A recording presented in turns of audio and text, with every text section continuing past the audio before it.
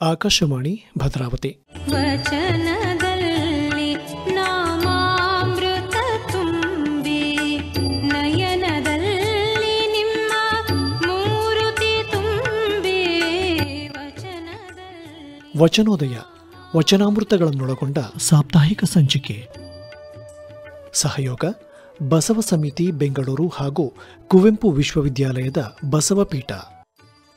ಬಸವಾದಿ ಪ್ರಮಥರ ಆಶಯ ಆದರ್ಶಗಳಾದ ಸಮತಾವಾದ, ಭ್ರಾತೃತ್ವ, ಸಹಿಷ್ಣುತೆ, ವ್ಯಷ್ಟಿ ಮತ್ತು ಸಮಷ್ಟಿ ಪ್ರಜ್ಞೆಯ ಹರಿಕಾರರ ಕ್ರಾಂತಿಯುತ ಜೀವನವನ್ನು ಬದುಕಾಗಿ ರೂಪಿಸಿಕೊಂಡು ಅನುಭವ ಮಂಟಪದಲ್ಲಿ ಜೀವನಾನುಭವಗಳನ್ನು ಮುಖಾಮುಖಿ ಆಗಿಸಿಕೊಂಡವರು ವಚನಕಾರರು. ಅವರು ನಿರ್ವಹಿಸಿದ್ದೇ ವಿಶ್ವಮಾನ್ಯ ವಚನ ಸಾಹಿತ್ಯ. ವಿಶ್ವಮಾನ್ಯ ವಚನಗಳ ಸಂಗ್ರಹ, ಸಂಪಾದನೆ, ನಿರೂಪಣೆ ಮತ್ತು ಸಂಶೋಧನೆಯನ್ನು ಶತಮಾನದಿಂದಲೂ ಅವಿರತ ಮಾಡಿಕೊಂಡು ಬರುತ್ತಿರುವ ಈ ಬಸವ ಸಮಿತಿಯು ಭಾರತದ ರಾಷ್ಟ್ರಪತಿಗಳಾದ ಡಾಕ್ಟರ್ ಬಸಪ್ಪ ದಾನಪ್ಪ ಜತ್ತಿಯವರಿಂದ ಸ್ಥಾಪಿಸಲ್ಪಟ್ಟು ಇಂದಿಗೆ 60 ಸಂವತ್ಸರಗಳು ಉರುಳಿದವು. ಪುತ್ರರಾದ ಡಾಕ್ಟರ್ ಅರವಿಂದ ಜತ್ತಿಯವರು ಆ ರಥವನ್ನು ಮುನ್ನಡೆಸುತ್ತಿರುವುದು ಶ್ಲಾಘನೀಯವಾದದ್ದು. ಬಸವಣ್ಣನವರ ಸಂಘಟನೆ, ಅಲ್ಲಮನ ದಿಟ್ಟತನ, ಅಕ್ಕಮನ ವಿಮೋಚನಾಯುಕ್ತ ಮಾತುಗಳು ವಚನಗಳ ಬೆಳಗು, ಸೊಬಗನ್ನ, ದೃಢತೆಯನ್ನು ಹೆಚ್ಚಿಸಿವೆ. ವಚನಗಳು ಅಸ್ಮಿತೆಯನ್ನ ಹುಟ್ಟುಹಾಕುವ ವಚನೋದಯಕ್ಕೆ ಸ್ವಾಗತ, ಸುಸ್ವಾಗತ. ಬಸವಾದಿ ಪ್ರಮಥರ ಆದರ್ಶದಂತೆ ಬಸವ ಸಮಿತಿ ಕಟ್ಟಿ ಬೆಳೆಸುವಲ್ಲಿ ಜತ್ತಿಯವರ ಪರಿಶ್ರಮ ಅವಿಚ್ಛಿನ್ನವಾದುದು.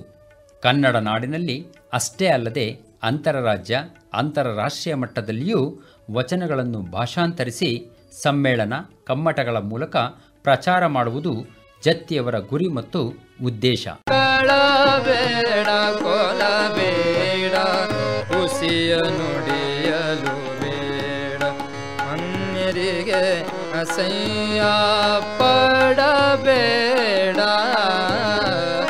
ತನ್ನ ಬಣ್ಣಿಸಬೇಡ, ಇದಿರ ಹಳಿಯಲು ಬೇಡ, ಇದೆ ಅಂತರಂಗ ಶುದ್ಧಿ, ಇದೆ ಬಹಿರಂಗ ಶುದ್ಧಿ, ಇದೆ ನಮ್ಮ ಕೂಡಲ ಸಂಗಮ ದೇವರನೊಲಿಸುವ ಪರಿ. ವಚನೋದಯ ಕಾರ್ಯಕ್ರಮದ ಆರಂಭದಲ್ಲಿ ಮಾತನಾಡುತ್ತಾರೆ ಬಸವ ಸಮಿತಿಯ ಅಧ್ಯಕ್ಷರಾದ ಡಾಕ್ಟರ್ ಅರವಿಂದ ಜತ್ತಿ. ಶರಣಾರ್ಥಿಗಳು. ಭಾರತದ ಮಾಜಿ ರಾಷ್ಟ್ರಪತಿಗಳಾಗಿದ್ದ ಲಿಂಗೈಕ್ಯ ಡಾಕ್ಟರ್ ಬಿ ಡಿ ಜತ್ತಿರವರು 1964ರಲ್ಲಿ ಕಂಡ ಕನಸೆ ಬಸವ ಸಮಿತಿ. ಬಸವ ತತ್ವಗಳಿಗೆ ಮೀಸಲಾದ ಸಂಸ್ಥೆ. ಬಸವ ಚಿಂತನೆಗಳೇ ಇದರ ಮೂಲ ದ್ರವ್ಯ. ಇವುಗಳ ಪ್ರಸಾರವೇ ಇದರ ಹೆಗ್ಗುರಿ. ಬಸವಾದಿ ಶರಣರ ಜೀವನ, ಸಾಧನೆ, ತೌಲನಿಕ ಅಧ್ಯಯನಗಳು, ಸಾಹಿತ್ಯಿಕ ಚರ್ಚೆಗಳು, ಸಮಾಜ ಆನುಭಾವಿಕ ಚಿಂತನೆಗಳು, ಶರಣ ಸಂಸ್ಕೃತಿಯ ಚಿಂತನ ಮಂಥನಗಳು, ವಿಚಾರ ಸಂಕಿರಣಗಳು, ಹೀಗೆ ನಿರಂತರವಾಗಿ ವೈವಿಧ್ಯಮಯ ಕ್ರಿಯಾ ಯೋಜನೆಗಳೊಂದಿಗೆ ಬಸವ ಸಮಿತಿ ಅನಾವರಣಗೊಳ್ಳುತ್ತಿದೆ. 106 ಪ್ರಕಟಣೆಗಳು, ವಿಶ್ವವ್ಯಾಪಿ ಆನ್ಲೈನ್ ಕಾರ್ಯಕ್ರಮಗಳು, ಬಹುಭಾಷಾ ವಚನ ಅನುವಾದ ಯೋಜನೆಗಳು ರೂಪುಗೊಂಡಿವೆ. ಈವರೆವಿಗೂ ಕನ್ನಡ ನಾಡಿಗೆ ಸೀಮಿತವಾಗಿದ್ದ ಬಸವಾದಿ ಶರಣರು ಈಗ ವಿಶ್ವದಾದ್ಯಂತ ಜಾಗೃತವಾಗಿರುವ ಸಂದರ್ಭದಲ್ಲಿ ನಮ್ಮ ಭದ್ರಾವತಿಯ ಆಕಾಶವಾಣಿಯ ವ್ಯವಸ್ಥೆಯ ಅಡಿಯಲ್ಲಿ ವಿಶೇಷವಾಗಿ ಕುವೆಂಪು ವಿಶ್ವವಿದ್ಯಾಲಯದ ಬಸವಪೀಠ, ಬಸವ ಸಮಿತಿ ಮತ್ತು ಆಕಾಶವಾಣಿ 3 ಸಂಸ್ಥೆಗಳ ಸಹಯೋಗದಲ್ಲಿ 52 ಸಂಚಿಕೆಗಳನ್ನು ಹೊತ್ತು ಬರುತ್ತಿರುವ ವಚನೋದಯ ಕಾರ್ಯಕ್ರಮ ನಿಜಕ್ಕೂ ಕೂಡ 2 ಜಿಲ್ಲೆಗಳಲ್ಲಿ ಅಷ್ಟೇ ಅಲ್ಲದೆ ಮುಂದಿನ ದಿನಗಳಲ್ಲಿ ಎಲ್ಲ ಜಿಲ್ಲೆಗಳಲ್ಲಿಯೂ ಕೂಡ ಪ್ರಸಾರವಾಗಿ ವಚನಗಳ ಉದಯ ಆಗಲಿ ಅನ್ನೋ ಒಂದು ಹಿನ್ನೆಲೆಯಲ್ಲಿ ನಾವು ಈ ಕಾರ್ಯಕ್ರಮಕ್ಕೆ ವಚನೋದಯ ಅಂತ ನಾವು ಹೆಸರು ಕೊಟ್ವಿ. ಹಾಗಾದರೆ ವಚನೋದಯ ಎಲ್ಲಿಂದ ಬಂತು ಈ ಶಬ್ದ? ಈ ವಚನೋದಯ ಅನ್ನೊಂದು ಶಬ್ದದ ಜಾಗೃತಿ ನಮಗೆ ಜಿ ಎಸ್ ಶಿವರುದ್ರಪ್ಪನವರು ಬರೀತಾರೆ. ಈ ವಚನೋದಯ ಕಾರ್ಯಕ್ರಮದ ಹಿನ್ನೆಲೆ ಅದಕ್ಕೂ ಇದಕ್ಕೂ ನಾನು ತಾಳೆ ಹಾಕ್ತಾ ಇದ್ದೀನಿ, ಆದರೆ ಶಬ್ದ ಎಂಥ ಗಂಭೀರವಾಗಿದೆ. ಬಸವಣ್ಣನಿಗೆ ಹೇಳ್ತಾ ಇದ್ದಾರೆ ಜಿ ಎಸ್ ಶಿವರುದ್ರಪ್ಪನವರು, ನೀನಲ್ಲ ಏಕಾಂಗಿ, ಯಾವುದೋ ದೂರ ಗುಹಾವಾಸದೇಕಾಂತದಲ್ಲಿ ಬದುಕಿದ ಸಿದ್ಧ, ಎಲ್ಲೋ ಇದ್ದವನಲ್ಲ ನೀನು, ಉರದುದ್ದ ಶಿರದುದ್ದವಾದ ನಾನಾ ವರ್ಣಗಳ ಸಂಸಾರ ದಲೆಗಳ ನಡುವೆ ಹೋರಾಡುತ್ತಲೇ ನಿಂತ ಸಾಧಕ ವೀರ ನೀನು, ಗೊಂದಲಗಳಲ್ಲಿ ಬೆಳೆದ ವೀರ ನೀನು, ಅಧಿಕಾರ ಐಶ್ವರ್ಯಗಳ ನಾಯಿ ಕೂಗಿನ ನಡುವೆ, ಅಜ್ಞಾನಿಗಳ ನಡುವೆ, ಪರಮ ಸುಜ್ಞಾನಿಗಳ ನಡುವೆ, ಮತ ಮೌಢ್ಯಗಳ ನಡುವೆ ಸದ್ದಿರದೆ ಕೈ ಮುಗಿದು ನಿಂತ ದೀಪದ ಕಂಬ ನೀನು ಬಸವಣ್ಣ. ಇಲ್ಲಿ ಮುಂದೆ ಅವ್ರು ಹೇಳ್ತಾರೆ, ಆ ಜ್ಯೋತಿ ಅಡಿಯಲ್ಲಿ, ಸ್ವಲ್ಪ ಈ ವಾಕ್ಯವನ್ನು ಗಂಭೀರವಾಗಿ ಗಮನಿಸಬೇಕು, ಆ ಜ್ಯೋತಿಯ ಅಡಿಯಲ್ಲಿ ಕನ್ನಡಕ್ಕೆ ಬಂತು ವಚನೋದಯ. ಈ ಕಾರ್ಯಕ್ರಮದ ಹೆಸರು ವಚನೋದಯ. ಅಂದರೆ ಇಡೀ ಕನ್ನಡ ಸಾಹಿತ್ಯ ಚರಿತ್ರೆಯಲ್ಲಿ ಶರಣರ ಆ ವಚನ ಅನ್ನೊಂದು ಶಬ್ದ ಯಾವ ರೀತಿ ಬಂತು, ವಚನೋದಯ ಸ್ಫೂರ್ತಿ. ಈ ವಚನ ವಾಂಗ್ಮಯ ಗುಡಿಗೆ ನೀನೇ ಜಂಗಮ ಮೂರ್ತಿ. ಬಸವಣ್ಣನವರ ಇಡೀ ಶರಣ ತತ್ವದ ಆಧಾರದ ಮೇಲೆ ಇವತ್ತು ಆರಂಭ ಮಾಡ್ತಾ ಇದ್ದೀವಿ ವಚನೋದಯ. ಶುಭೋದಯವನ್ನು ಹೇಳುತ್ತಿದ್ದ ಆಕಾಶವಾಣಿ ಇನ್ನು ಮೇಲೆ ವಚನೋದಯವಾಗಲಿ ಅಂತಕ್ಕಂಥ ಆಶಯದೊಂದಿಗೆ ನಮ್ಮ ಕರ್ನಾಟಕದ ಎಲ್ಲರ ಬಾಗಿಲಲ್ಲಿಯೂ ವಚನದ ಉದಯ ಆಗಲಿ. ಶರಣು ಶರಣಾರ್ಥಿ. ಇದುವರೆಗೆ ವಚನೋದಯ ಕಾರ್ಯಕ್ರಮದ ಆರಂಭದಲ್ಲಿ ಮಾತನಾಡಿದವರು ಬಸವ ಸಮಿತಿಯ ಅಧ್ಯಕ್ಷರಾದ ಡಾಕ್ಟರ್ ಅರವಿಂದ ಜತ್ತಿ. ಈಗ ಕುವೆಂಪು ವಿಶ್ವವಿದ್ಯಾಲಯದ ಕುಲಪತಿಗಳಾದ ಪ್ರೊಫೆಸರ್ ಶರತ್ ಅನಂತಮೂರ್ತಿಯವರ ಶುಭ ನುಡಿ. ಬರೀ ಭಾರತಕ್ಕಲ್ಲ, ಒಂದು ಇಡೀ ಇವತ್ತು ಪ್ರಪಂಚದ ಸನ್ನಿವೇಶದಲ್ಲೇ ಅತಿ ಮುಖ್ಯವಾದ ಒಂದು ಸಂದೇಶಗಳನ್ನ ಕೊಡಲಿಕ್ಕೆ ಭಾಳ ಕಡಿಮೆ ಜನ ಇರೋದು ನಿಜವಾಗ್ಲೂ. ಅದರಲ್ಲಿ ಭಾಳ ಅಗ್ರಸ್ಥಾನದಲ್ಲೇ ಬಸವಣ್ಣನವರು ಇದ್ದಾರೆ. ವಚನಗಳಿಗೆ ಬಂದರೆ, ಉಳ್ಳವರು ಶಿವಾಲಯ ಮಾಡುವರು, ನಾನೇನು ಮಾಡಲಿ ಬಡವನಯ್ಯ, ಎನ್ನ ಕಾಲೇ ಕಂಬ ದೇಹವೇ ದೇಗುಲ, ಶಿರವೇ ಹೊನ್ನ ಕಳಸವಯ್ಯ, ಕೂಡಲ ಸಂಗಮ ದೇವ ಕೇಳಯ್ಯ, ಸ್ಥಾವರ ಕಳಿವುಂಟು ಜಂಗಮ ಕಳಿವಿಲ್ಲ. ಇದು ನಿಜವಾಗ್ಲೂ ಇದು ರೆವಲ್ಯೂಷನರಿ ಪಾಯಿಂಟ್. ಸೊ ಹೀಗೇ ಈ 52 ವಾರ ಇದರ ಯೋಚನೆಗಳಲ್ಲಿ, ಇದರ ಸೆಲಿಬ್ರೇಷನ್ನಲ್ಲಿ ತೊಡಗಿಸ್ಕೊತಾ ಇದ್ದೀವಿ. ಇದನ್ನು ಭದ್ರಾವತಿ ಆಕಾಶವಾಣಿ ಇದರಿಂದ ನೇತೃತ್ವದಿಂದ ಇದು ಹೊರಹೊಮ್ತಾ ಇರೋದು ಅತ್ಯಂತ ಸಂತೋಷದ ವಿಷಯ. ಇದುವರೆಗೆ ಕುವೆಂಪು ವಿಶ್ವವಿದ್ಯಾಲಯದ ಕುಲಪತಿಗಳಾದ ಪ್ರೊಫೆಸರ್ ಶರತ್ ಅನಂತಮೂರ್ತಿಯವರ ಶುಭ ನುಡಿಯನ್ನು ಕೇಳಿದಿರಿ. ಈಗ ಕೇಳಿ ಕಾರ್ಯಕ್ರಮಕ್ಕೆ ಸಂಬಂಧಿಸಿದಂತೆ ಆಕಾಶವಾಣಿ ಭದ್ರಾವತಿ ಕೇಂದ್ರದ ಮುಖ್ಯಸ್ಥರಾದ ಎಸ್ಆರ್ ಭಟ್ ಅವರ ಹಿತನುಡಿ. ಕೇಳುಗರೆ, ನಿಮಗೆಲ್ಲ ವಚನೋದಯ ಕಾರ್ಯಕ್ರಮಕ್ಕೆ ಸ್ವಾಗತ ಸುಸ್ವಾಗತ. ಆಕಾಶವಾಣಿ ಭದ್ರಾವತಿಗೆ 60 ವರ್ಷ ತುಂಬಿ ವಜ್ರ ಮಹೋತ್ಸವವನ್ನು ನಾವು ಈಗಾಗಲೇ ಆಚರಿಸಿದ್ದೀವಿ. ಅದೇ ರೀತಿಯಲ್ಲಿ ಬಸವ ಸಮಿತಿ 60 ವರ್ಷ ತುಂಬಿ 61ನೇ ವರ್ಷದಲ್ಲಿದೆ. ಈ ಒಂದು ಸುಸಂದರ್ಭದಲ್ಲಿ ಆಕಾಶವಾಣಿ ಭದ್ರಾವತಿ ವಚನೋದಯ ಎನ್ನುವಂಥ ಕಾರ್ಯಕ್ರಮ ಸರಣಿಯನ್ನು ಬಸವ ಸಮಿತಿ ಬೆಂಗಳೂರು ಹಾಗೂ ಕುವೆಂಪು ವಿಶ್ವವಿದ್ಯಾನಿಲಯದ ಬಸವ ಪೀಠದ ಸಹಯೋಗದಲ್ಲಿ ಪ್ರಸಾರಿಸ್ತಾ ಇರುವಂತಹದ್ದು ಅತ್ಯಂತ ಸಂತೋಷದಾಯಕವಾದಂಥ ವಿಷಯ. ಈ ಕಾರ್ಯಕ್ರಮ ಸರಣಿಯಲ್ಲಿ ಬಸವಣ್ಣನವರ ವಚನಗಳಿಂದ ಹಿಡಿದು ವಚನಕಾರರ 10 ಹಲವು ವಚನಗಳನ್ನು ಸುಸ್ಪಷ್ಟವಾಗಿ ವಿವಿಧ ತಜ್ಞರು ನಿಮಗೆ ತಿಳಿಸ್ಕೊಡ್ತಾ ಹೋಗ್ತಾರೆ. ಈ ಒಂದು ಕಾರ್ಯಕ್ರಮದಲ್ಲಿ ವಚನ ಗಾಯನವೂ ಇರುತ್ತೆ, ವಚನದ ವಿಮರ್ಶೆಯೂ ಇರುತ್ತೆ, ವಚನ ತತ್ವಗಳ ಬೋಧನೆಯೂ ಇರುತ್ತೆ. ಈ ವಚನ ತತ್ವಗಳ ಬೋಧನೆಯ ಆಧಾರದಲ್ಲಿ ನಮ್ಮ ಜೀವನದಲ್ಲಿ ಕೆಲವನ್ನಾದರೂ ಅಳವಡಿಸಿಕೊಂಡು ನಮ್ಮ ಜೀವನವನ್ನು ಸುಕೃತವನ್ನಾಗಿ ಮಾಡಿಕೊಳ್ಳುವಂಥ ಪ್ರಯತ್ನ ಈ ಕಾರ್ಯಕ್ರಮ ಸರಣಿಯದ್ದು. ಇದು 52 ವಾರಗಳ ಕಾಲ ಪ್ರಸಾರ ಆಗ್ತಾ ಇರೋದರಿಂದ ತಾವು ಪ್ರತಿ ವಾರ ಪ್ರಸಾರವಾಗುವಂತಹ ಈ ಕಾರ್ಯಕ್ರಮ ಸರಣಿಯನ್ನು ಕೇಳಿ ತಮ್ಮ ಅನಿಸಿಕೆಗಳನ್ನು ಕೂಡ ನಮ್ಮ ಭದ್ರಾವತಿ ಆಕಾಶವಾಣಿಯೊಂದಿಗೆ ಹಂಚಿಕೊಳ್ಳೋದಕ್ಕೆ ಅವಕಾಶವನ್ನು ಕೊಡ್ತಾ ಇದ್ದೀವಿ. ಈ ಒಂದು ಕಾರ್ಯಕ್ರಮ ಸರಣಿಗೆ ಈ 2 ಸಂಸ್ಥೆಗಳು ಕೂಡ ಸಹಯೋಗವನ್ನು ನಮ್ಮೊಟ್ಟಿಗೆ ಒದಗಿಸ್ಕೊಟ್ಟಿದ್ದಾರೆ. ತಾವು ಕೂಡ ಈ ಕಾರ್ಯಕ್ರಮ ಸರಣಿಯ ಸದುಪಯೋಗವನ್ನು ಪಡ್ಕೊಂಡು ವಚನೋದಯದೊಟ್ಟಿಗೆ ಜೀವನದ ಹೊಸ ಆಶಯಗಳ ಉದಯವನ್ನು ಕೂಡ ತಾವು ಮಾಡ್ಕೊಳ್ತೀರಿ ಅನ್ನೋ ಆಶಯ ನಮ್ಮದು. ನಮಸ್ಕಾರ.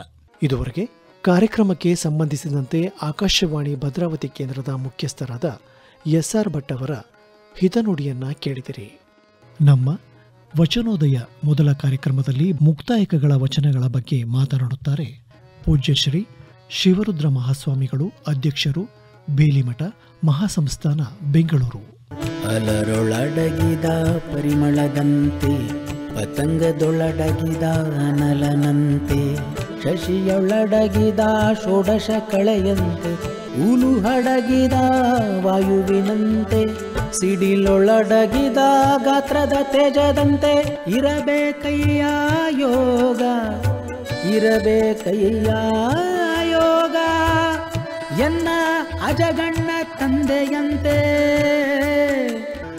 ಈಗ ನಾವು ಕೇಳಿದ್ದು ಮುಕ್ತಾಯಕ್ಕಗಳ ವಚನ. ಮುಕ್ತಾಯಕ್ಕಗಳು ಪ್ರಭುದೇವರ ಜೊತೆಯಲ್ಲಿ ನಡೆಸಿದಂತಹ ಒಂದು ಸಂವಾದದ ನೆಲೆಯಲ್ಲಿ ಯೋಗದ ಬಗ್ಗೆ ಚಿಂತನೆ ನಡೆಯುವಾಗ ಮುಕ್ತಾಯಿ ಅಕ್ಕ ಈ ಒಂದು ಉದಾಹರಣೆಯನ್ನ ಈ ವಚನದ ಮುಖಾಂತರ ನಮ್ಮ ಕಣ್ಮುಂದೆ ಇಡ್ತಾ ಇದ್ದಾಳೆ. ಯೋಗ ಅಂತ ಹೇಳಿದ್ರೆ ಅದು ಹೊರಗಿನ ತೋರಿಕೆಯ ಆಡಂಬರದ ಬೌದ್ಧಿಕ ಅಥವಾ ಆಚಾರದ ನೆಲೆಯಲ್ಲಿ ಬರ್ತಕ್ಕಂಥದ್ದಲ್ಲ, ಅದು ಆನುಭಾವಿಕ ನೆಲೆಯಲ್ಲಿ ಕಂಡು ಬರ್ತಕ್ಕಂಥದ್ದು. ಅದು ಕಣ್ಣಿಗೆ ಕಾಣದೆ ಅನುಭವದ ನೆಲೆಯಲ್ಲಿ ಪರಿಪೂರ್ಣವಾಗಿ ನಮ್ಮಲ್ಲಿ ಅಳವಡಬೇಕು ಅಂತ ಅನ್ನುವಂಥ ವ್ಯವಸ್ಥೆಯಲ್ಲಿ ಆ ತಾಯಿ ಹೇಳ್ತಾಳೆ, ಎನ್ನ ಅಜಗಣ್ಣ ತಂದೆಯಂತೆ ಇರಬೇಕಯ್ಯ ಯೋಗ ಅಂತ ಹೇಳ್ತಾಳೆ. ಅಜಗಣ್ಣ ತಂದೆಯ ಯೋಗ ಏನಿತ್ತು ಅನ್ನೋದಿದೆಯಲ್ಲ, ಅದು ಬಹಳ ಮುಖ್ಯವಾದದ್ದು. ಅಜಗಣ್ಣ ತಂದೆ ಶಬ್ದದೊಳಗಣ ನಿಶ್ಶಬ್ದದಂತೆ ತನ್ನ ಬದುಕನ್ನ ಅರಳಿಸಿಕೊಂಡವನು. ನಮ್ಮ ಅಣ್ಣನಿಂದ ಬಂದಂತ ಯೋಗ ಹೇಗಿತ್ತು? ಅಜಗಣ್ಣ ತಂದೆಯಂತೆ. ಅಜಗಣ್ಣ ತಂದೆಯ ಯೋಗವನ್ನ ಆಕೆ 5 ಉದಾಹರಣೆಗಳ ಮುಖಾಂತರವಾಗಿ ಇಲ್ಲಿ ನಮ್ಮ ಕಣ್ಮುಂದೆ ಪ್ರಸ್ತುತ ಪಡಿಸ್ತಾ ಇದ್ದಾರೆ. ಅಲರೊಳಡಗಿದ ಪರಿಮಳದಂತೆ. ಅಲರು ಅಂದ್ರೆ ಹೂವು, ಅಲರೊಳು ಅಡಗಿದ ಪರಿಮಳದಂತೆ.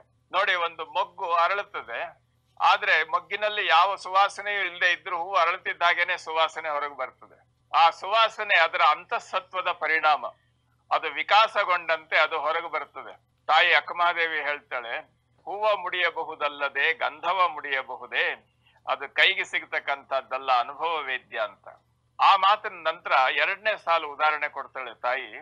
ಪತಂಗದೊಳಡಗಿದ ಅನಲನಂತೆ. ಪತಂಗ ಅಂದ್ರೆ ಸೂರ್ಯ. ಆ ಸೂರ್ಯನ ನೆಲೆಯಲ್ಲಿ ಸೂರ್ಯ ನಮ್ಮ ಕಣ್ಣಿಗೆ ಕಾಣ್ತಾನೆ. ಸೂರ್ಯನಲ್ಲಿರ್ತಕ್ಕಂಥ ತೀಕ್ಷ್ಣವಾದಂತ ಆ ಬೆಂಕಿ ಇದೆಯಲ್ಲ, ಅದು ಪ್ರಕಾಶದ ರೂಪದಲ್ಲಿ ಅದು ಸೂರ್ಯನಿಂದ ಹೊರಹೊಮ್ಮುತ್ತದೆ. ಸೂರ್ಯನನ್ನ ನಾವು ಗುರುತಿಸಬಹುದು, ಆದ್ರೆ ಅಗ್ನಿ ಇಲ್ಲೇ ಇದೆ ಅಂತ ಹೇಳಲಿಕ್ಕೆ ಆಗೋದಿಲ್ಲ. ಅದು ಅನುಭವ ವೇದ್ಯ. ಅದರಿಂದ ನಾವು ಪಡಿತಕ್ಕಂಥ ಬೆಳಕು ಮತ್ತು ಅದರ ಶಾಖ ನಮ್ಮ ಅನುಭವಕ್ಕೆ ಬರ್ತದೆ. ಇನ್ನೊಂದು ಉದಾಹರಣೆ ಕೊಡ್ತಾಳೆ ತಾಯಿ. ಶಶಿಯೊಳಡಗಿದ ಷೋಡಶ ಕಳೆಯಂತೆ. ಚಂದ್ರನಲ್ಲಿ 16 ಕಳೆಗಳಿವೆ ಅಂತ ಹೇಳ್ತಾರೆ. ಹೌದು, ಹುಣ್ಣಿಮೆಯಿಂದ ಹಿಡಿದು ಅಮಾವಾಸ್ಯೆಯವರೆಗೆ ಒಂದೊಂದು ಕಳೆ ಜಾಸ್ತಿ ಆಗ್ತಾ ಹೋಗ್ತಕ್ಕಂಥದ್ದು. ಅಮಾವಾಸ್ಯೆಯಿಂದ ಪ್ರಾರಂಭ ಮಾಡಿ ಹುಣ್ಣಿಮೆಯ ಹೊತ್ತಿಗೆ 16 ಕಳೆಗಳು, ಷೋಡಶ ಕಳೆಗಳು ಪರಿಪೂರ್ಣವಾಗಿ ಆ ಚಂದ್ರನಲ್ಲಿ ವಿಜೃಂಭಿಸೋದ್ರಿಂದ ಅದು ಹುಣ್ಣಿಮೆಯ ಚಂದ್ರನಾಗಿ ಕಾಣ್ತಾನೆ. ಆದ್ರೆ ಆ ಚಂದ್ರನ ನೆಲೆ ಏನಿದೆಯಲ್ಲ, ಆ ಕಲೆ ಅದು ಅನುಭವದಲ್ಲಿ ಮಾತ್ರ ಗೋಚರವಾಗ್ತದೆ. ಅದನ್ನ ಚಂದ್ರನನ್ನ ಬಿಟ್ಟು ಬೇರೆ ಇಟ್ಟು ನೋಡ್ಲಿಕ್ಕೆ ಆಗೋದಿಲ್ಲ. ಇದೆಲ್ಲಕ್ಕಿಂತಲೂ ಮಿಗಿದಾಗಿ ಇನ್ನೊಂದು ಉದಾಹರಣೆ ತಾಯಿ ಹೇಳೋದು, ಉಲಹಡಗಿದ ವಾಯುವಿನಂತೆ. ನೋಡಿ, ಗಾಳಿಯಲ್ಲಿ ಸದ್ದೇ ಇಲ್ಲ, ಆದ್ರೆ ಬಿರುಗಾಳಿ ಬೀಸುವಾಗ, ಆ ಗಾಳಿ ಸುಂಟ್ರ ಗಾಳಿ ಆದಾಗ ಏನು ಅನಾಹುತ, ಏನು ಸದ್ದು, ಏನು ವೇಗ ಇರ್ತದೆ. ಆ ವೇಗ ಎಲ್ಲವೂ ಕಂಡ್ರೂ ಸಹ ಅದರಲ್ಲಿ ಧ್ವನಿ ಇರೋದಿಲ್ಲ, ನಿಶ್ಶಬ್ದದ ನೆಲೆ ಇರ್ತದೆ ಗಾಳಿಯಲ್ಲಿ. ಆ ಗಾಳಿಯ ಒಂದು ನಿಶ್ಶಬ್ದದ ನೆಲೆ ಶಬ್ದವನ್ನ ಒಳಗೊಂಡು ತನ್ನ ವೇಗದ ನೆಲೆಯಲ್ಲಿ ಆ ವೇಗ ಮಾತ್ರ ಕಾಣುವಂತೆ ಗಾಳಿ ತೋರಿಸ್ಕೊಳ್ತದಿದೆಯಲ್ಲ, ಆ ರೀತಿ ನಮ್ಮ ಅಂತರಂಗದ ಸಾಧನೆಯ ಅನುಭವದ ನೆಲೆಯನ್ನ ಮುಗ್ಧವಾಗಿ ನಿಶ್ಶಬ್ದವಾಗಿ ಇಟ್ಕೊಳ್ತಕ್ಕಂಥ ಒಂದು ವಿಧಾನ ಉಲುಹಡಗಿದ ವಾಯುವಿನಂತೆ. ಸಿಡಿಲೊಳಡಗಿದ ಗಾತ್ರದ ತೇಜದಂತೆ. ಅದ್ಭುತವಾದಂತ ಒಂದು ಸಿಡಿಲು ಅಪ್ಪಳಿಸ್ತದೆ. ಆ ಸಿಡಿಲು ಧ್ವನಿಯಾಗಿ ಅದು ದೊಡ್ಡದಾಗಿ ಆಕಾರ ಪಡೆದು ಬರಬೇಕಾದ್ರೆ ನಮಗೆ ಕೇವಲ ಒಂದು ಫಳಾರ್ ಅಂತ ಹೇಳಿ ಆ ತೇಜಸ್ಸು ಅಲ್ಲಿ ಗೋಚರ ಆಗ್ತದೆ. ಆ ಗೋಚರ, ಓಹೋ ಸಿಡ್ಲೊಡಿತು ಅಂತ ಹೇಳಿ ನಮಗೆ ಕಣ್ಣಿಗೆ ಗೋಚರ ಆಗ್ತದೆ, ಶಬ್ದ ಮಾತ್ರ ಕೇಳ್ತದೆ. ಆದ್ರೆ ಅದು ಯಾವುದೂ ಸಹ ನಮ್ಮ ಹಿಡಿತದಲ್ಲಿ, ನಮ್ಮ ವ್ಯವಸ್ಥೆಯಲ್ಲಿ ಇರುವಂತಹದ್ದಲ್ಲ. ಹಾಗೆ ಯೋಗ ಸಾಧಕನಾದವನು ಯಾವ ರೀತಿ ಇರಬೇಕು, ಯೋಗಿಯಾದವನು ಅಂತ ಹೇಳಿದ್ರೆ ತನ್ನ ಅಂತರಂಗದೊಳಗಿರ್ತಕ್ಕಂಥ ನಿಶ್ಶಬ್ದದ ಶಬ್ದವನ್ನ ಆನುಭಾವಿಕ ನೆಲೆಯಲ್ಲಿ ಅರ್ಥ ಮಾಡಿಕೊಳ್ಳುವವನಾಗಬೇಕೇ ಹೊರತು ಅದನ್ನ ಬೌದ್ಧಿಕವಾದ ರೀತಿಯಲ್ಲಿ ಉಪನ್ಯಾಸ ಮಾಡ್ತಕ್ಕಂಥವನಲ್ಲ. ನೀನು ಏನು ಹೇಳ್ತಾ ಇದ್ದೀಯ ಪ್ರಭು, ಅದು ಯೋಗದ ನೆಲೆಯಲ್ಲಿ ಶಬ್ದದೊಳಗಣ ನಿಶ್ಶಬ್ದ ಇದ್ದಾಗ ಇರಬೇಕಲ್ಲ ಅಂತ ಹೇಳಿ ಆ ಒಂದು ಪೂರ್ವ ಪ್ರಶ್ನೆಯನ್ನ ಇಟ್ಟುಕೊಂಡು ತಾಯಿ ಈ ವಚನದ ಮುಖಾಂತರವಾಗಿ ಪ್ರಭುದೇವರಿಗೆ ಒಂದು ಸಂವಾದದ ರೂಪದಲ್ಲಿ ಈ ವಿಚಾರವನ್ನು ತಿಳಿಸಿದ್ದಾರೆ. ಇಲ್ಲಿ ಬಹಳ ವಿಶೇಷವಾದಂತ ಒಂದು ನೆಲೆ ಮುಕ್ತಾಯಕಗಳ ಪ್ರಸಂಗವನ್ನ ನಾವು ಸ್ಥೂಲವಾಗಿ ಗಮನಿಸಬೇಕಾಗ್ತದೆ. ಅಜಗಣ್ಣ ಒಬ್ಬ ಸಹಜವಾಗಿರ್ತಕ್ಕಂಥ ಬದುಕಲ್ಲಿ ತಾನು ಇಲ್ಲದಂತೆ ಎಲ್ಲವನ್ನೂ ಸ್ವೀಕಾರ ಮಾಡುವಂತ ಒಂದು ಅದ್ಭುತವಾದಂತ ನೆಲೆಯನ್ನ ಕಂಡುಕೊಂಡವನು. ಅವನು ಮಾತಾಡ್ತಾ ಇರ್ಲಿಲ್ಲ, ಆದ್ರೆ ಮೌನದ ಒಳಗಡೆ ಅದ್ಭುತವಾಗಿರುವಂತ ಸಾಧನೆಯ ನೆಲೆ ಇತ್ತು. ಅದನ್ನ ಸಂಪೂರ್ಣವಾಗಿ ಅರ್ಥ ಮಾಡಿಕೊಂಡು ಆತನ ಅನುಯಾಯಿಯಾಗಿ, ಆತನ ಶಿಷ್ಯಳಾಗಿ, ಆತನ ತಂಗಿಯಾಗಿ ಮುಕ್ತಾಯಕ್ಕ ಇದ್ದದ್ದನ್ನು ನಾವು ನೋಡ್ತೇವೆ. ಈ ಪ್ರಸಂಗ, ಈ ಪ್ರಶ್ನೆ ಪ್ರಭುದೇವರ ಜೊತೆಯಲ್ಲಿ ಕೇಳುವಂತ ಪ್ರಸಂಗ ಯಾತಕ್ ಬಂತು ಅಂತ ಹೇಳಿದ್ರೆ ಸಂಪೂರ್ಣವಾಗಿ ಅಜಗಣ್ಣ ತನ್ನ ಲೋಕಲೀಲೆಯನ್ನ ಮುಗಿಸಿ ಲಿಂಗೈಕ್ಯನಾದಂಥ ನೆಲೆಯಲ್ಲಿ ತನ್ನ ಪತಿಯ ಮನೆಯಿಂದ ಬಂದಂತ ಮುಕ್ತಾಯಕ್ಕ ಆತನನ್ನ ನೆನೆದು ಬಹಳ ಕಳವಳ ಪಡ್ತಕ್ಕಂಥ ದುಃಖ ಪಡ್ತಕ್ಕಂಥ ಒಂದು ವ್ಯವಸ್ಥೆಯನ್ನು ನಾವು ನೋಡ್ತೇವೆ. ಆ ವ್ಯವಸ್ಥೆಯ ನೆಲೆಯಲ್ಲಿ ಆಕೆಗೆ ಸಮಾಧಾನ ಹೇಳಲಿಕ್ಕೋಸ್ಕರ ಪ್ರಭುದೇವರು ಬಂದಾಗ ಪ್ರಭುದೇವರು ಹೇಳುವ ಶಬ್ದದ ಸಮಾಧಾನಗಳು ಆಕೆ ಹೇಳ್ತಾಳೆ, ನಮ್ಮ ಅಣ್ಣ ಮಾತಾಡ್ತಾ ಇರ್ಲಿಲ್ಲ, ಆದ್ರೆ ಎಲ್ಲವೂ ಮೌನವೇ ಧ್ವನಿಯಾಗಿ ನಮ್ಮ ಮನಸ್ಸನ್ನು ತಲುಪ್ತಾ ಇತ್ತು. ಹೀಗಿರ್ಬೇಕಾದ್ರೆ ನೀವು ಹೇಳ್ತಕ್ಕಂಥದ್ದು ಹೇಗೆ ಆ ಒಂದು ಸಮೀಪಕ್ಕೆ ಬರ್ತದೆ ಅಂತ ಅನ್ನುವಂಥ ನೆಲೆಯನ್ನ ಮನಸ್ಸಿನಲ್ಲಿ ಇಟ್ಟುಕೊಂಡು ಆ ಲೆಕ್ಕದಲ್ಲಿ ಈ ತಾಯಿ ಇದನ್ನ ಪ್ರಶ್ನೆ ಮಾಡುವಂತಹದ್ದು ನೋಡಿ. 5 ಉದಾಹರಣೆ ನಾನು ಹೇಳದ್ನಲ್ಲ.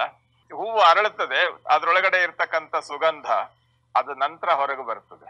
ಆದ್ರೆ ಹೂವು ಬಾಡಿ ಹೋಗ್ತದೆ, ಸುಗಂಧ ಹಾಗೆ ಇರ್ತದೆ. ಹೂವು ಬಾಡಿ ಹೋಗ್ತದೆ, ಸುಗಂಧ ಹಾಗೆ ಇರ್ತದೆ. ಹೂವಿಗೆ ಆಶ್ರಯ ಉಂಟು, ಗಿಡ ಇತ್ಯಾದಿ ಆಶ್ರಯ ಉಂಟು, ಆದ್ರೆ ಸುಗಂಧಕ್ಕೆ ಯಾವ ಆಶ್ರಯವೂ ಬೇಕಾಗಿಲ್ಲ.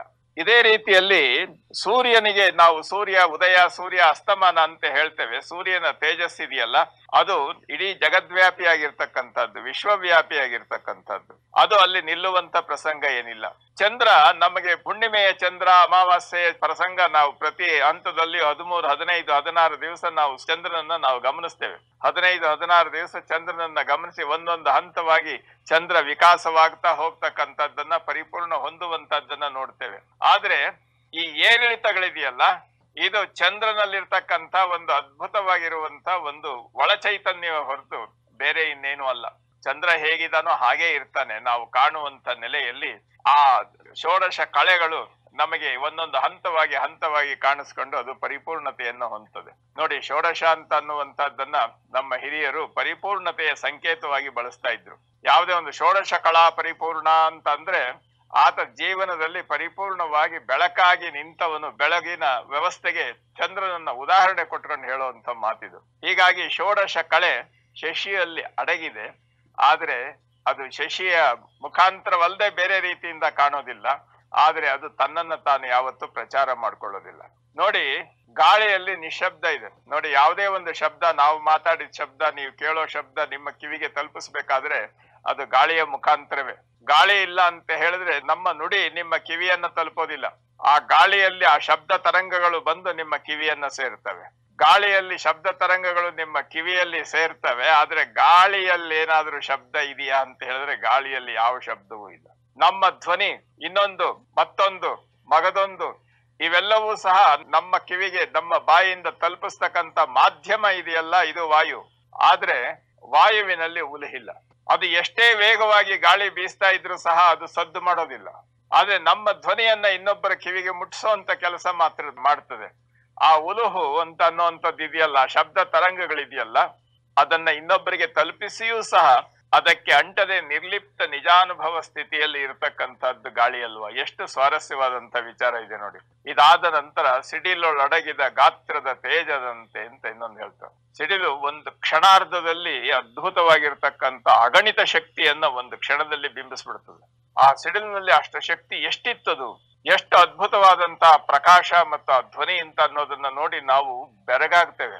ಆದ್ರೆ ಅದು ಸಿಡಿಲಲ್ಲಿ ಸಹಜವಾದ ರೀತಿಯಲ್ಲಿ ಮುಗ್ಧವಾಗಿ ಒಳಗೆ ಸೇರ್ಕೊಂಡಿರುವಂತದ್ದಾಗಿರ್ತದೆ. ಹಾಗೆ ಬದುಕಿನಲ್ಲಿ ನಮ್ಮ ಅಜಗಣ್ಣ ತಂದೆ ವಾಯುವಿನಂತೆ ನಿರ್ಲಿಪ್ತನಾಗಿದ್ದ, ಸಿಡಿಲಿನಂತೆ ಅಗೋಚರವಾಗಿರ್ತಕ್ಕಂಥ ಶಕ್ತಿವಂತನಾಗಿದ್ದ, ಶಶಿಯಂತೆ ಷೋಡಶ ಕಳೆಗಳನ್ನ ತನ್ನ ಅಂತರಂಗದಲ್ಲಿ ಬೆಳೆಸಿಕೊಂಡ, ಮತ್ತು ಸೂರ್ಯನಂತೆ ತೇಜಸ್ವಿಯಾದಂಥ ಒಂದು ನೆಲೆಯಲ್ಲಿದ್ದ, ಹೂವಿನಂತೆ ಅರಳಿದ ಪರಿಮಳವನ್ನ ಬಿಟ್ಟು ಈಗ ಬಯಲಾಗಿದ್ದಾನೆ.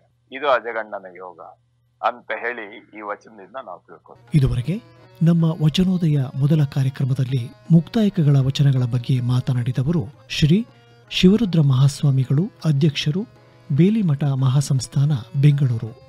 ಮುಂದಿನ ವಾರ ವಚನೋದಯ ಸಾಪ್ತಾಹಿಕ ಸಂಚಿಕೆಯಲ್ಲಿ ನಿಮ್ಮ ಭೇಟಿ. ನಮಸ್ಕಾರ. ವಚನದಲ್ಲಿ ನಾಮಾಮೃತ ತುಂಬಿ, ನಯನದಲ್ಲಿ ನಿಮ್ಮ ಮೂರುತಿ ತುಂಬಿ. ಇದುವರೆಗೆ ವಚನೋದಯ ಸಾಪ್ತಾಹಿಕ ಸಂಚಿಕೆ ಪ್ರಸಾರವಾಯಿತು. ಸಹಯೋಗ ಬಸವ ಸಮಿತಿ ಬೆಂಗಳೂರು ಹಾಗೂ ಬಸವಪೀಠ ಕುವೆಂಪು ವಿಶ್ವವಿದ್ಯಾಲಯ. ನಿರ್ಮಾಣ ಎಚ್.ಎಂ. ಮಹೇಶ್. ನಿರ್ವಹಣೆ ಕಾರ್ಯಕ್ರಮ ಮುಖ್ಯಸ್ಥರಾದ ಎಸ್.ಆರ್. ಭಟ್. ಕಾರ್ಯಕ್ರಮ ಆಕಾಶವಾಣಿ ಭದ್ರಾವತಿ ಕೇಂದ್ರದ ಕೊಡುಗೆ.